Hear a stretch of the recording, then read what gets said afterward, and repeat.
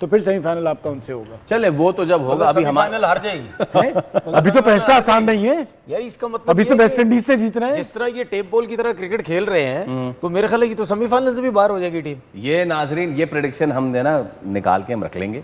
2 लोगों ने पाकिस्तान से कह दिया है कि इंडिया जो है सेमीफाइनल नहीं जा सकती। नहीं, वेल, मैंने जा नहीं सकती। नहीं, मैंने कहा न्यूजीलैंड से मैंने ये बोला है कि अगर सेमीफाइनल न्यूजीलैंड से पड़ गया इनका, क्योंकि न्यूजीलैंड अगर अपने ग्रुप से पहले पे हो गई और सेकंड पे हो गई, तो इनसे सेमीफाइनल पड़ेगा। अगर न्यूजीलैंड सेमीफाइनल में पहुंच गई तो क्या फिर इंडिया के मैच की बात कर लेते हैं। इंडिया और वेस्ट इंडीज बासित भाई 2016 के बाद पहली बार सेमीफाइनल में पहुंचेगा अगर जीता।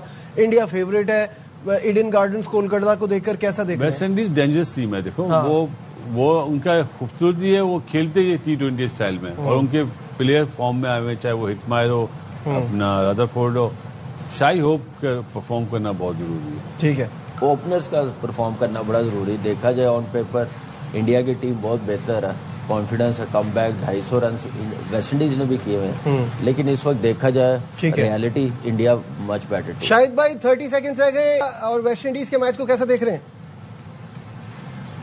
अच्छा होना चाहिए, और हमारे लिए तो ये है कि अगर इंडिया भी बाहर हो जाए तो हमारे जो दुख दर्द है उनमें थोड़ी सी कमी आए, लेकिन वेस्ट इंडीज इसी तरह। ये मैच ईडन गार्डन्स में खेला जाएगा। पोटेंशियल के हिसाब से अगर मैं आपसे पूछूं, which team will you root for? सवेरा होम क्राउड का बहुत एडवांटेज होता है, लेकिन सामने जो ऑपोजिशन है वेस्ट इंडीज, तगड़े प्लेयर हैं, ग्राउंड बाउंड्री बड़ी है, बड़ी शॉटें मारने के काबिल हैं वो लोग। लेकिन यहाँ पे थोड़ा सा, क्योंकि मैं इंडियन जो स्पिनर्स हैं वो यहाँ पे एक फास्ट बॉलर तो नहीं कहूंगा, स्पिनर्स का कहूंगा कि वो वेस्ट इंडीज के बैट्समैनों को थोड़ा सा मैं समझता हूँ कि वो स्ट्रगल करेंगे, और बाकी मैच अच्छा होगा। मैच बहुत जबरदस्त मैच होना है। बिल्कुल जी, मुकाबला तगड़ा होगा। तौसीफ साहब, योर टेक। देखिए, जब भी टीम बनाता है ना आदमी तो नजर आता है वेस्ट इंडीज में प्रॉब्लम क्या है। ऊपर से जो है आउट हो गए, तो नीचे जाके एक वो जो पुराना प्लेयर है उसने जाके, जो फास्ट बॉलर भी है साथ, उसने जाके कप्तान होल्डर ने, इनमें जो है ना, होल्डर ने, यस, और इनमें है जरूर, लेकिन ऐसा नहीं है। ये लोग कभी भी क्लैप्स हो सकते हैं। बात जहां तक इंडिया की है, एक प्रॉपर टीम बनी हुई है। हार जीत का मुझे है कि हार जीत हो सकती है, ऐसा नहीं है, लेकिन अपर हैंड इंडिया का है। अपर हैंड डेफिनेटली इंडिया का है, जिस तरह की परफॉर्मेंस। चक्रवर्ती अगर जिस दिन जैसे साउथ अफ्रीका ने उस दिन उनके खिलाफ बहुत शानदार क्रिकेट खेली, पावर हिटिंग के साथ, एक उनके स्किल्स रेडी थे to manage Varun Chakravarthy expertise. West Indies के पास भी वो मौजूद है, लेकिन एक एक्स फैक्टर अगर आपके पास बॉलिंग में आ जाए, जो कि कुलदीप की शक्ल है, अगर वो उसको आज खिलाते हैं, I think it will be good decision for India. लेकिन अभी तक उन्होंने खेला नहीं है। मेरा जो सबसे बड़ा कंसर्न है कि क्या वो उसको लाना चाहेंगे। अगर मैं सोचूं कि मेरी टीम के अगर एक थोड़ा सा ग्रे एरिया मुझे नज़र आ रहा है, और वो सिर्फ ये है कि हमारी बॉलिंग एक्सपोज हो रही है या उतने रन्स करवा रही हैं जितने नहीं करवाने चाहिए, तो मैं क्यों ना एक विकेट टेकर लेके आऊँ अपनी बॉलिंग अटैक के अंदर, जो 6 ओवर के बाद मुझे 15 ओवर के अंदर 2 या 3 आउट करने की एबिलिटी रखता हो।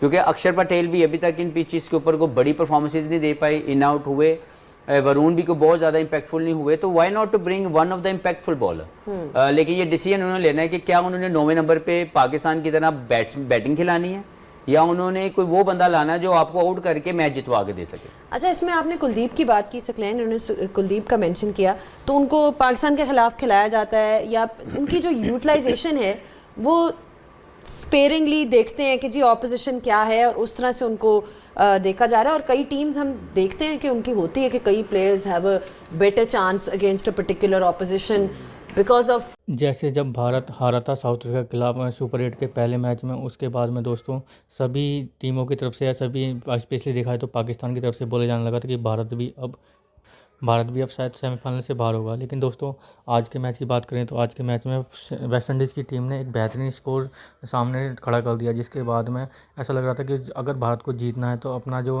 हिस्ट्री है उसको चेंज करना होगा, क्योंकि जिस तरह से वेस्ट इंडीज़ ने आज बैटिंग करी, एक टाइम पर वेस्ट इंडीज़ ऐसा लगा था 160 रन बनाएगा, लेकिन एंड के ओवरों में उनकी बैटिंग ने ऐसा दिखाया कि मानो एक अलग ही पिच पर खेल रहे हों। जैसे कि शुरुआत में उनकी शुरुआत हुई थी, उसके बाद में 3-4 विकेट उनके लगातार गिरे, लेकिन बाद में जो क्या कहते हैं आपके होल्डर और पॉवेल ने ऐसी बैटिंग करी कि भारतीय बॉलिंग के पास में उसका कोई जवाब दिखाई नहीं पड़ा था, जिसके बाद में ऐसा दिखा कि शायद भारत इस मैच में पीछा छूटता हुआ दिखाई पड़ रहा है।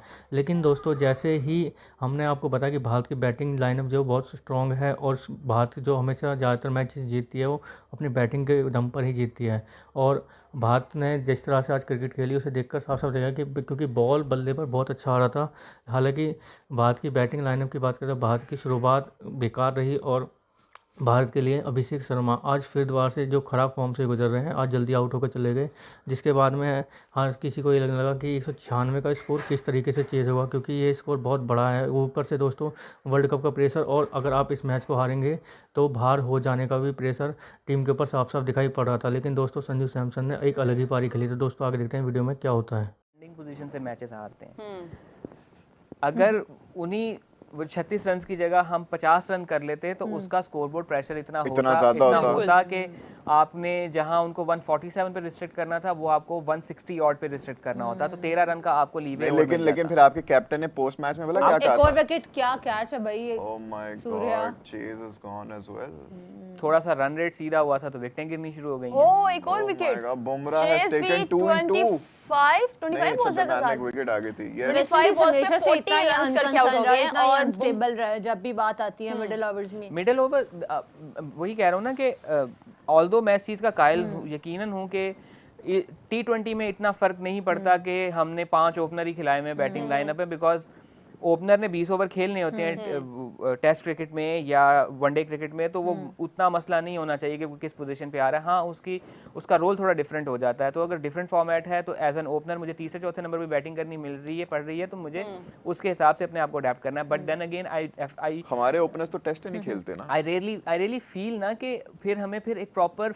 तो दोस्तों आपने देखा पाकिस्तानी मीडिया के रिएक्शन, उनके रिएक्शन देखने के बाद में दोस्तों पाकिस्तान के लोगों को बस अब यही उम्मीदें बची थी कि कैसे करके भारत सेमीफाइनल की दौड़ से बाहर हो जाए। लेकिन दोस्तों पाकिस्तान की उम्मीदों पर पानी फिर गया, क्योंकि जिस तरह से संजू सैमसन ने बैटिंग करी और उसके बाद में जसप्रीत बुमराह ने लास्ट का ओवर जो डाला था, जसप्रीत बुमराह और हर्षदीप ने जो लास्ट के ओवर डाले थे दो, उसमें सही बॉलिंग कराई थी, जिसकी बदौलत भारत ने वेस्ट इंडीज़ को 200 से पहले रोक दिया। क्योंकि वेस्ट इंडीज़ जिस तरह से बैटिंग कर रहा था उसे साफ साफ दिख रहा था कि वेस्ट इंडीज़ 210-220 के पास जाने वाला है। हालांकि जैसा दिख रहा था वैसा हुआ नहीं और वेस्ट इंडीज़ इस स्कोर को मतलब इस इतने स्कोर तक पहुंच नहीं पाया।